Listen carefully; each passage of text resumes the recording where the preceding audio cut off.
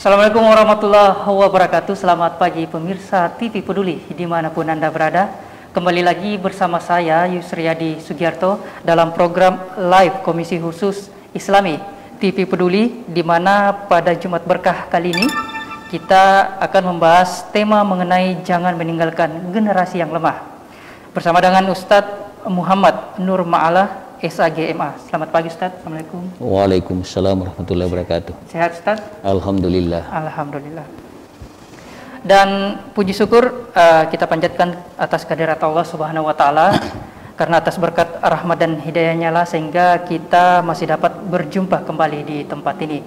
Dan tak lupa juga kita mengirim salam kepada Nabi besar Muhammad SAW yang telah membawa kita dari alam yang gelap ke alam yang terang benderang.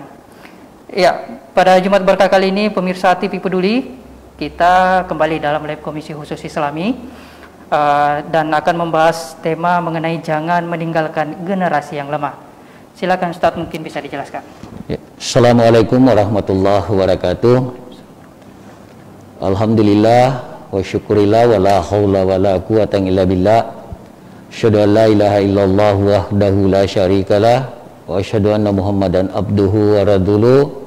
Raditu billahi rabba wa bil islami dina wa bi Muhammadin nabiyya wa rasula. Rabbi sidni ilman warzuqni fahman. Alhamdulillah, pada kesempatan ini saya mencoba mengangkat sebuah tema jangan meninggalkan generasi yang lemah.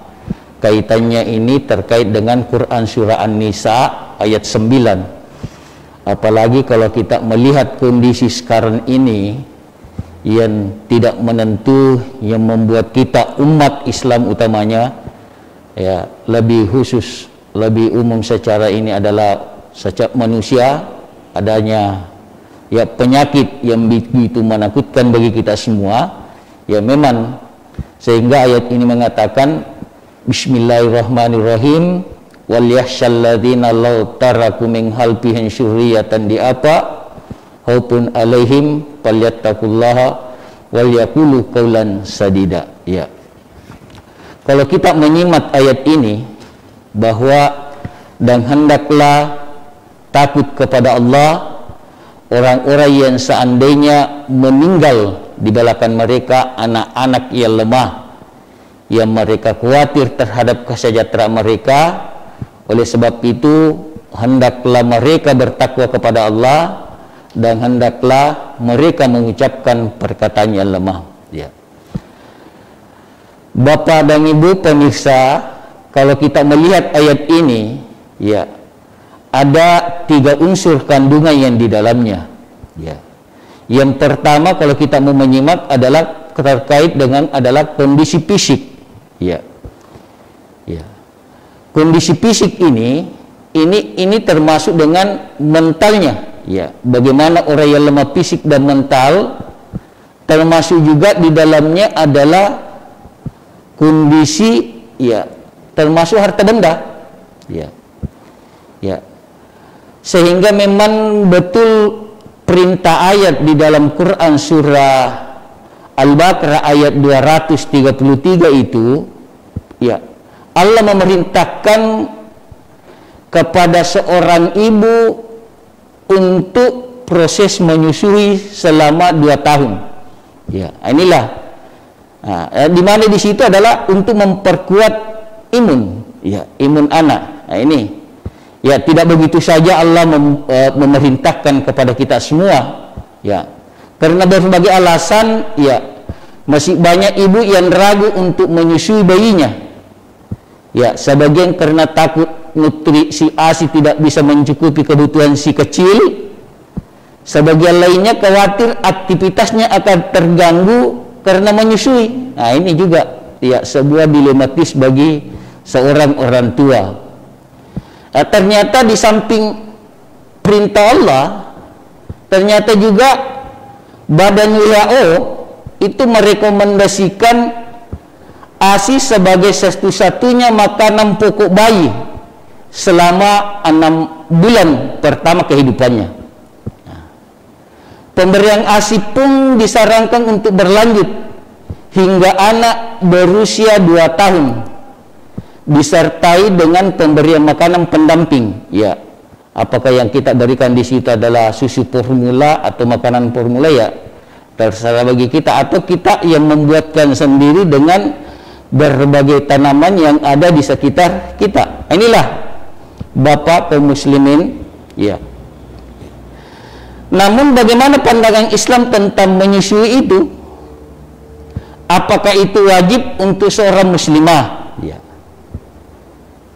Ternyata dikutip dari buku Keluarga Sejahtera dan Kesehatan Reproduksi dalam Pandangan Islam yang disusun oleh Kiai Haji Abdullah Hasim dan kawan-kawan, itu di situ dijelaskan bahwa bayi sebaiknya segera disusui oleh ibunya setidaknya dalam 30 menit pertama setelah dia dilahirkan. Nah ini, biarkan bayi mengisap puting susu meskipun ASI belum keluar. Ya. Dan memang juga ini makanya kadang ada ibu yang kena penyakit yang apa namanya itu, kalau di titiknya itu tempat menyusui, ya kanker payudara, itu disebabkan sebenarnya adalah ya tidak seringnya anak disusui. Itu penyebabnya kalau dia punya anak. Penyebab kanker rahim payudara itu adalah puting susu yang tidak pernah terisap yang keluar itu. Nah, inilah kaum muslimin, sehingga Al-Quran pun sudah memaparkan dengan jelas perkara menyusui ini. Ya, tadi saya katakan di dalam Quran surah Al-Baqarah ayat 233 yang berbunyi, wal walidatu yurdina auladahunna haulaini kamilaini liman arada an yutimma rada. Dan bagi para ibu hendaklah menyusui anak-anaknya selama 2 tahun penuh. Berarti kalau kita melihat ini, berarti ini adalah perintah wajib bagi kita orang tua untuk menyusui anak agar kondisi fisik anak agar lebih baik. Ya, karena terus terang, ya walaupun berbagai hal dalam formula itu, susu formula yang telah disediakan di supermarket itu banyak, ya artinya sudah melalui berbagai proses. Ya, belum tentu juga menjamin, ya siapa tahu ya tidak sesuai dengan kondisi kebutuhan dari si anak, karena ya memang ya itulah, makanya ya walaupun juga ada istilahnya ibu susuan nantinya. Nah, inilah kaum muslimin pemirsa TV Peduli yang dirahmati Allah Subhanahu wa taala.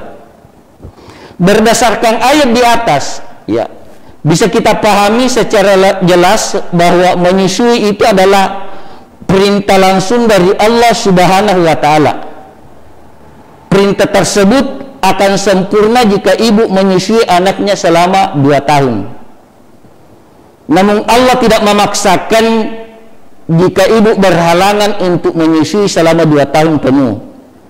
Apabila karena beberapa alasan akhirnya harus menyapi si kecil dengan memberikan kepada pembantu dengan, ya ada kan ya di masa Rasulullah kan ada istilahnya ibu susuan. Ya ini beda dengan kita sekarang ini, ya cukup sudah ada tersedia di supermarket atau di mana saja, ya kita tinggal membeli, menyiapkan. Ya inilah Bapak dan Ibu, ya Al-Quran bahkan sudah mengatur jelas bahwa anak boleh diberi ASI dari ibu dodor dengan perjanjian yang jelas. Inilah demi untuk bagaimana fisik anak bisa terjaga dengan baik. Inilah gambaran yang pertama terkait dengan Quran surah An-Nisa, terkait jangan meninggalkan generasi yang lemah, utamanya lemah dalam bidang fisik. Ya ini. Kemudian yang kedua, Bapak dan Ibu pemirsa TV Peduli yang dirahmati Allah Subhanahu wa taala, adalah terkait dengan pendidikan atau ilmu. Nah ini, belajar dan menuntut ilmu sangat penting sehingga kita banyak mengetahui sesuatu yang benar. Pendidikan dalam pandangan Islam secara umum itu adalah mendidik dengan mengupayakan perkembangan seluruh potensi anak didik, baik potensi psikomotorik, kognitif maupun potensi afektifnya. Potensi ini harus dikembangkan secara seimbang sampai ke tingkat setinggi mungkin. Maka itulah tugas orang tua berdasarkan firman Allah dalam Quran surah At-Tahrim ayat 6, ya ayyuhalladzina amanu ku anfusakum wa ahlikum nara wa quduhan nas wal hijara 'alaiha malaikatun giladun sidad. Ya, ini di situ dikatakan, hai orang-orang yang beriman, peliharalah dirimu dan keluargamu dari api neraka yang bahan bakarnya adalah manusia dan batu. Penjaganya malaikat-malaikat yang kasar, keras, dan tidak mendurhakai Allah terhadap apa yang diperintahkannya kepada mereka, dan selalu mengerjakan apa yang diperintahkan. Ya. Salah satu cara untuk menumbuh kembangkan potensi yang dimiliki anak itu adalah melalui pendidikan. Disinilah pentingnya pendidikan bagi umat manusia, sehingga dalam kaidah itu ada yang dikatakan life education, pendidikan seumur hidup. Ya, karena kalau kita lihat sekarang kan hanya orang ya dia katakan mau maka juga pensiun, untuk apa kuliah, untuk apa sekolah. Padahal pendidikan itu ya bisa juga dikatakan ya melihat fenomena alam yang terjadi itu adalah merupakan juga gambaran dalam dunia pendidikan. Ya, membaca saja kalau kita ambil buku itu kan yang namanya pendidikan juga, cuma secara tidak langsung untuk menimba sebuah ilmu pengetahuan itu. Ya. Bapak dan Ibu, dari ayat di atas itu Allah memerintahkan kepada umat manusia yang percaya kepada Allah dan Rasulnya agar mereka menjaga diri serta keluarga dari api neraka. Ya. Untuk menjaga keluarga pun demikian, melarang mereka mengerjakan sesuatu yang dilarang. Demikian pula perintahnya.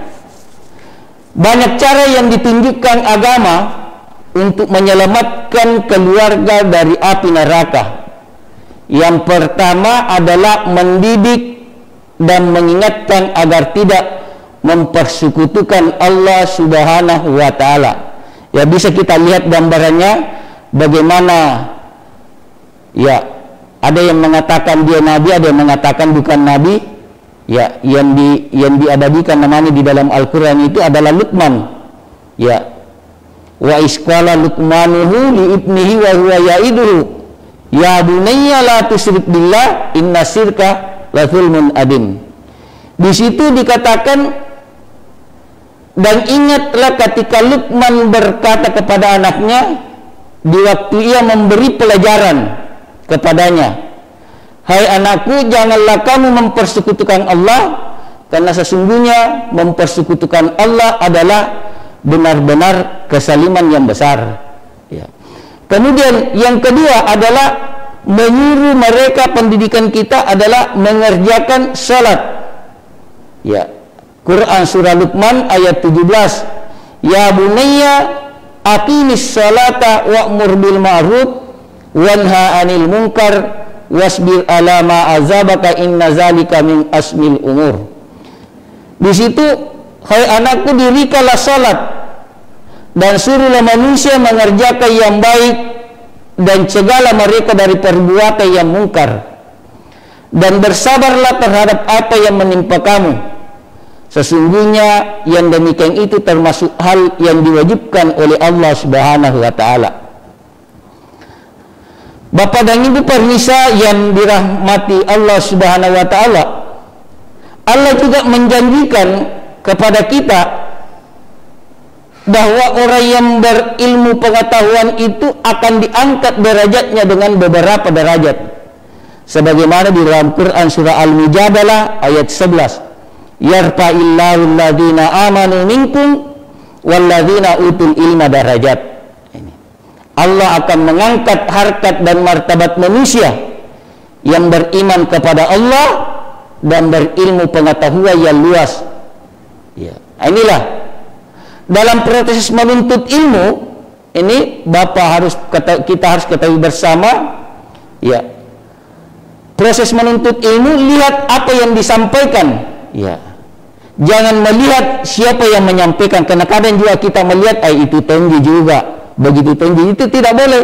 Tetapi kalau ilmu itu adalah betul-betul bersumberkan dari agama, apalagi, ya, kita tidak boleh melihat bahwa siapa yang berbicara, tapi lihatlah apa yang disampaikannya. Karena yang namanya ilmu, kadang kita mengetahui, orang lain tidak mengetahui, dan ada yang kita ketahui, orang lain yang tidak mengetahui. Inilah artinya pengetahuan itu, ya kadang inilah yang namanya proses mencari ilmu. Termasuk, ya, dalam hal menuntut ilmu ini, ya, di situ dikatakan samakah orang yang berilmu pengetahuan dengan orang yang tidak berilmu pengetahuan? Ya, pastinya ada perbedaan. Sebagaimana di dalam Quran surah As-Zumar ayat 9, amang huwa kanitum, ya, di situ dikatakan, apakah kamu hai orang musyrik yang lebih beruntung, ataukah orang yang beribadah di waktu-waktu malam dengan sujud dan berdiri, sedang ia takut kepada azab akhirat dan mengharapkan rahmat Tuhannya? Katakanlah, adakah sama orang-orang yang mengetahui dengan orang-orang yang tidak, ya, yang tidak mengetahui? Kul hal yastawil ladzina ya'maluna wal ladzina la ya'lamun. Nah, di situ sesungguhnya orang yang berakallah yang menerima pelajaran. Ma'asyiral muslimin, ya, tipe peduli yang dirahmati Allah Subhanahu wa taala. Dalam proses menuntut ilmu ada beberapa kiat, ya, yang harus kita perhatikan. Ya, ini yang pertama, bahwa jadikanlah semua tempat ini adalah untuk kita menimba ilmu pengetahuan. Jangan hanya kita mengatakan nanti di bangku sekolah, nanti di bangku studi bagi kita perguruan tinggi baru dikatakan menuntut ilmu. Iya. Kadang kalau kita mendengar petua-petua orang kita, di situ kadang kita bisa menimba berbagai ilmu di dalamnya. Nah, inilah makna-makna yang terkandung. Ya. Yang kedua, jadikanlah guru siapapun dia. Ya. Walaupun dia anak kita, tapi kalau memang pengetahuannya, ya mari kita. Ya, jangan kita mengatakan, ya, nanti ada titelnya, nanti ada gelarnya baru boleh kita mau berguru. Tidak. Ya, di masa terdahulu kan, ya, artinya orang tidak punya titel, tapi orang, ya, selalu dicari. Ya. Kemudian yang terakhir adalah belajarlah tiada henti. Ya, tadi yang saya katakan long life education. Ya, saya terus terang ada teman saya yang menjadi inspirasi juga bagi saya. Ya, sudah pensiun, Pak, tetapi melanjutkan S2-nya. Sudah pensiun tapi lanjut S2. Begitu dia selesai S2, dia mau lanjut S3. Ya, sayang dalam perjalanan, ya, dia sudah tutup usia. Apa alasannya? Alasannya karena berbagai pengaruh dalam kehidupan ini. Kalau dia katakan saya belajar, masuk untuk menuntut ilmu, kebetulan dia mau balik, ya, itu bisa saya terapkan dalam kehidupan kemubalikan. Daripada saya tidak punya pekerjaan, bisa saja saya entah kemana. Nah, ini kalau saya masuk ke dalam dunia pendidikan, bisa ada kontrol dalam kehidupan ini. Inilah kaum muslimin tipe peduli yang dirahmati Allah Subhanahu wa taala. Kemudian yang terakhir, yang ketiga, dalam proses, janganlah meninggalkan generasi yang lemah, adalah utamanya, ini yang sangat penting, adalah dalam bidang akidah. Ya. Di situ tadi di ayat wa isqala luqmanu libnihi wa huwa ya'iduhu ya bunayya la tusyrik billah inna syirka la zulmun adin. Ini. Ya, penanaman akidah harus mendapatkan perhatian besar dari para guru. menanamkan ke dalam jiwa anak tentang keesaan Allah Subhanahu wa taala dan menjauhkan mereka dari perbuatan kesyirikan. Ya, apalagi sekarang ini kan ya terkait dengan corona, ya percaya tidak percaya kita. Tetapi kalau kita lihat endingnya, artinya dampaknya dalam kehidupan, ya memang ya kadang orang kita tidak pernah mendengarkan sakit keluh kesahnya, ternyata ya kita sudah ucapkan inna lillahi wa inna ilaihi rajiun. Inilah makanya memang di situ ya ini dilakukan dengan menunjukkan dalil-dalil logis dan bukti-bukti yang masuk akal bagi anak-anak tentang bagaimana keberadaan Allah Subhanahu wa taala. Ya. Pendidikan anak usia dini yang berbasis akidah bertujuan untuk membentuk anak yang berkepribadian Islamiyah, memiliki akidah Islam sebagai landasan ketika berpikir dan bersikap di dalam menjalani kehidupan. Anak yang memiliki kepribadian Islami adalah anak yang memiliki kelebihan dalam banyak hal, sehingga mereka bisa dikatakan sebagai anak yang unggul. Anak unggul adalah anak yang terarah cara berpikir dan bersikapnya berdasarkan akidah Islam dan memiliki kemampuan serta keterampilan yang bisa ia gunakan untuk kehidupannya sendiri maupun kehidupan bermasyarakat dan bernegara. Ya. Tujuan pendidikan akidah kepada anak adalah yang pertama untuk memperkokoh keyakinan bahwa Allah lah satu-satunya Tuhan pencipta alam, sehingga dia terhindar dari perbuatan syirik. Kemudian yang kedua, agar anak mengetahui hakikat keberadaannya sebagai manusia, makhluk ciptaan Allah Subhanahu wa taala. Kemudian yang ketiga, mencetak tingkah laku anak menjadi tingkah laku yang islami, yang berakhlak mulia. Bapak dan Ibu, sebenarnya masih banyak ya hal yang harus kita perhatikan dengan hal terkait dengan ayat ini. Dalam kesempatan ini baru 3 yang saya coba angkat dalam kehidupan kita bersama. Ya, itu terima kasih. Masya Allah, menarik sekali Ustadz. Jadi ada 3 poin yang penting tadi, yaitu yang pertama adalah kondisi fisik atau mental, kemudian yang kedua adalah pendidikan atau ilmu, dan yang ketiga adalah akidah. Dan pemirsa, sebelum kita melanjutkan perbincangan kita dengan Ustadz Muhammad Nur Ma'ala, terlebih dahulu kita menyaksikan iklan berikut ini.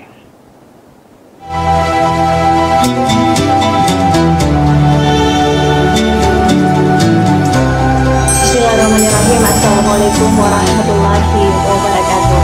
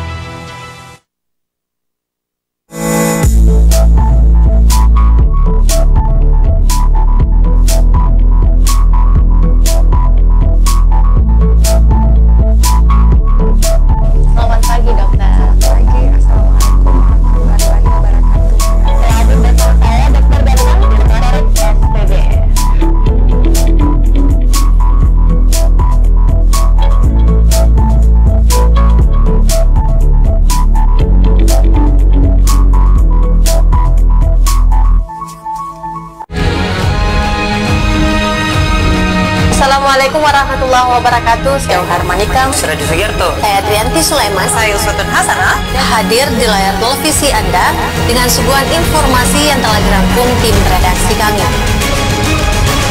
Kita mulai news update selengkapnya.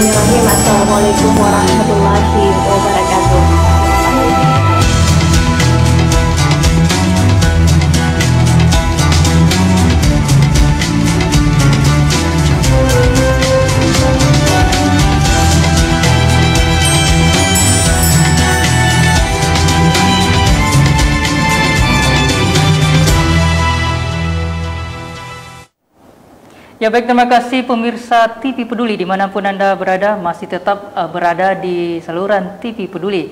Dan pada live Komisi Khusus Islami pada Jumat Berkah kali ini, tema kita yaitu jangan meninggalkan generasi yang lemah. Dan di awal tadi sudah dijelaskan ada 3 poin, yaitu kondisi fisik atau mental, kemudian yang kedua adalah pendidikan atau ilmu, dan yang ketiga adalah akidah.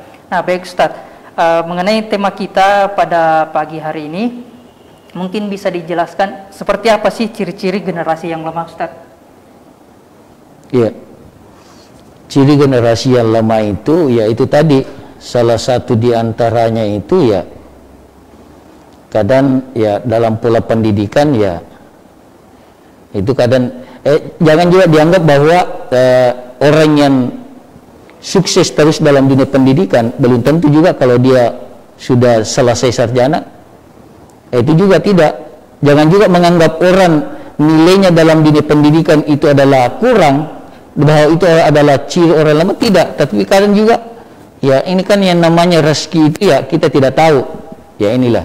Nah, makanya ya memang ya salah satu diantaranya itu adalah yang harus kita perbaiki adalah ya supaya tidak lemah ini, ya iman dan imun yang harus kita tata dengan baik. Karena kalau imun ini ya dalam kondisi ini kan sebenarnya ini ya penyakit yang COVID-19 ini kan salah satu diantaranya ini adalah sebenarnya yang mental kita yang dijajah di situ. Ya apalagi kalau kita sudah ya tersubjek kita dengan penyakit itu, ya itu yang menyebabkan kadang orang bisa lepas kendali, stres, ya menyebabkan dia bisa. Nah inilah makanya mari imun ya kita perbaiki dan iman tetap kita jaga supaya ini semua memang penyakit itu ada diturunkan Allah, tapi Allah juga yang memberikan juga penawarnya insya Allah. Nah inilah olehnya itu ya ciri generasi yang lemah itu yang tidak mau untuk melihat ke depan. Salah satu diantaranya itu adalah kondisi anak peserta didik yang tidak mau memandang ke depan. Dia hanya ya artinya kadang dia hanya bangga dengan apa yang telah dimiliki oleh orang tuanya. Nah, itu berarti tidak ada kemajuan. Ini dia tidak mau maju. Ya. Nah, kemudian ya itu salah satu diantara ciri bagi manusia, artinya generasi yang lemah. Ya tidak mampu memandang untuk ke depan, dia hanya ya terlena dan terbuai oleh apa yang telah ada. Ya ini. Itu barangkali dulu. Iya, baik Ustaz. Dan mungkin juga sudah dijelaskan tadi ada beberapa, yaitu cara mengatasi generasi yang lemah, Ustaz. Iya. Iya, dan berbicara mengenai pendidikan atau ilmu tadi, Ustaz, seperti yang kita ketahui juga saat ini banyak dimanapun orang bisa belajar, dimanapun itu, terkadang juga diambil di YouTube, di Google. Nah, bagaimana cara mengetahui pendidikan atau ilmu yang didapatkan itu betul-betul bermanfaat, Ustaz? Karena banyak juga saat ini beredar yang hoax begitu, Ustaz. Silakan. Ya, inilah makanya memang juga perlu penanaman pendidikan kepada generasi kita. Ya, utamanya nilai-nilai keimanan. Ya, artinya kalau di situ dia sudah mampu menjaga, insya Allah. Ya makanya ya saya juga termasuk itu ya. Alhamdulillah di HP saya ini, ya kadang orang kan HP kadang dimanfaatkan hanya untuk main game apa ke. Alhamdulillah saya ini ada beberapa grup di dalamnya, grup mubalik untuk Parepare, grup mubalik Sulawesi Selatan, grup mubalik untuk Muhammadiyah se-Indonesia. Alhamdulillah di situ kita sharing terus. Saya ya kadang hanya menjadi penonton saja ya. Kalau ada yang betul-betul baru saya masuk memberikan penjelasan bahwa ini. Makanya memang juga perlu memang memberikan penalaran kepada generasi muda supaya dia mampu memilah dan memilih mana hal yang bisa dijadikan bahan acuan untuk dalam kehidupan, mana yang boleh kita ya, artinya ya tadi kita bahasakan adalah sifatnya hoas. Karena ini ya sama juga yang kita lihat kemarin kan Dr. Luis ya dicaci dan apa, tapi ternyata sekarang ya orang tidak mampu membuktikan dia mau ditangkap, tapi ternyata kan dia masih mampu untuk berbicara secara terus-menerus dan tidak ditangkap. Ini berarti kalau begitu ada yang mengatakan pendidikannya tidak jelas dan apa, tapi ternyata ada orang yang mengukir dari dunia luar. Inilah juga yang menjadi hal kita di negara kita ini, ya kadang orang lain menghargai dia, tapi di negaranya dia tidak dihargai. Ini juga yang menjadi hal. Makanya memang kita butuh filter yang betul-betul bisa menjadi dasar dalam kehidupan, supaya mana yang bisa ilmu pengetahuan itu yang bagaimana yang harus kita jadikan dasar dalam kehidupan ini. Masya Allah, ya betul Ustaz. Dan memang tidak semua orang mungkin mengetahui segala hal. Jadi jelas kita masih saling membutuhkan satu sama lain. Dan mengenai akidah tadi juga Ustaz. Nah, di zaman sekarang kita lihat generasi anak-anak sekarang ini kebanyakan hanya bermain game. Bagaimana caranya agar tetap mereka bisa kuat di dalam akidahnya? Alhamdulillah di dalam rumah tangga terus terang, termasuk saya pribadi, ya di rumah itu bukan hanya HP yang ada, tetapi ada juga Wi-Fi yang connect langsung dengan televisi. Tetapi memang kalau anak-anak itu kita sudah kontrol dengan baik, artinya sejak dari dini kita tanamkan persoalan, ya insya Allah, ya televisi itu ya kadang kalau kita di rumah kadang tidak menyala, HP kadang kita letakkan itu tidak pernah dia, makanya memang ya utamanya bagi kita orang tua, seyogyanya memang ya waktu-waktu ibadah itu semua hal harus kita hentikan sebenarnya, dan kita perintahkan kepada generasi kita untuk ya cepat untuk berhadapan dengan Tuhannya. Ya walaupun tadi saya katakan bebas di rumah, tetapi alhamdulillah ya anak saya itu apalagi yang kedua ini ya jarang dia keluar, tidak pernah dia keluar kecuali kalau memang ya, tapi begitu dia keluar bersama dengan kita ya kadang dia memang betul dia mau keliling.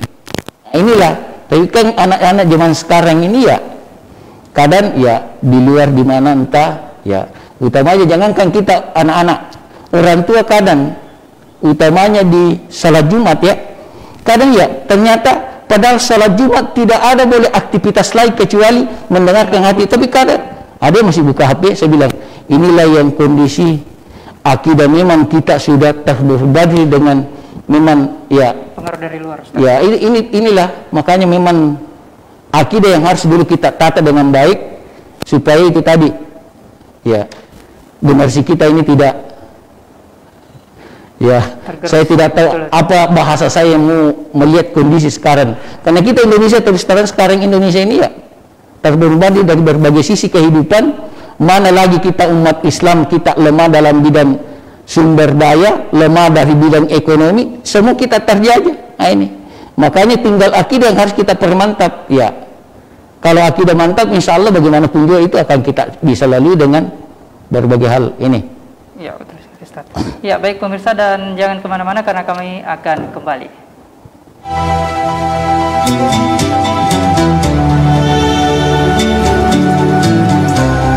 Bismillahirrahmanirrahim. Assalamualaikum warahmatullahi wabarakatuh.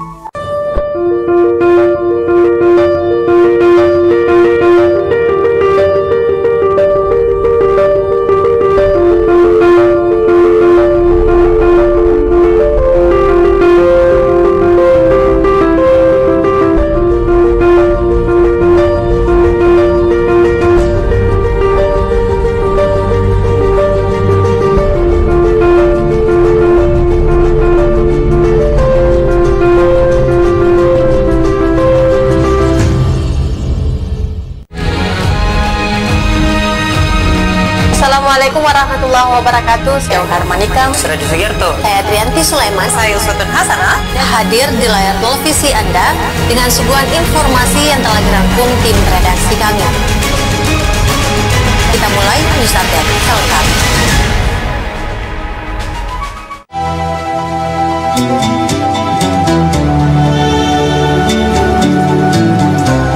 Bismillahirrahmanirrahim. Assalamualaikum warahmatullahi wabarakatuh.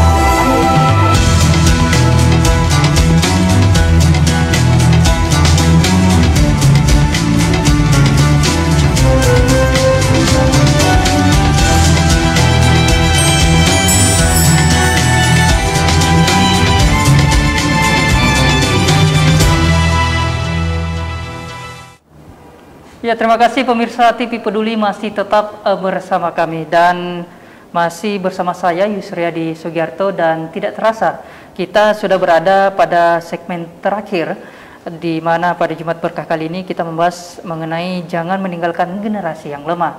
Dan sebelum saya menutup perjumpaan kita pada Jumat Berkah kali ini, mungkin ada pesan-pesan yang ingin disampaikan oleh Ustadz. Silakan Ustadz. Ya, terima kasih. Ya, utamanya kepada kita orang tua, ya, terkait dengan kondisi yang tidak menentu disertai dengan berbagai hal dalam kehidupan ini dari luar yang menjajah kehidupan kita, ya, makanya benteng terakhir itu setelah ada dalam dunia pendidikan yang secara akademik juga adalah yang sangat penting adalah peran orang tua untuk bagaimana memperhatikan kehidupan generasinya. Ya, jangan hanya kita pintar, artinya kita melahirkan anak, memberikan dengan berbagai keuangan saja, tetapi kehidupannya kita tidak pernah perhatikan. Ini yang sangat penting barangkali yang harus kita tanamkan agar generasi kita betul-betul, ya, saya berpikir begini. Jangan begitu kita mau meninggal, anak kita, ya, tidak tahu membacakan kita surah-surah apa, doa tidak mampu untuk mendoakan sehingga dia panggil. Kenapa? Penyebabnya dari kita yang tidak menuntun generasi kita untuk lebih Islamiyah. Seharusnya kan, ya, orang tua. Makanya, ya, alhamdulillah, ya, kalau di bulan Ramadan itu memang saya tuntun, saya akan belikan ini kalau Anda, ya, mampu untuk bagaimana itu Al-Quran itu ditata dengan baik. Inilah makanya memang yang sangat penting di situ adalah peran orang tua untuk bagaimana membina generasinya ke depan ini. Ya. Masya Allah, betul. Dan itulah tadi pemirsa perbincangan saya dengan Ustadz Muhammad Nur Ma'ala SAGMA, dan akhir kata saya mewakili seluruh kerabat kerja yang bertugas pamit undur diri. Wassalamualaikum dan sampai jumpa.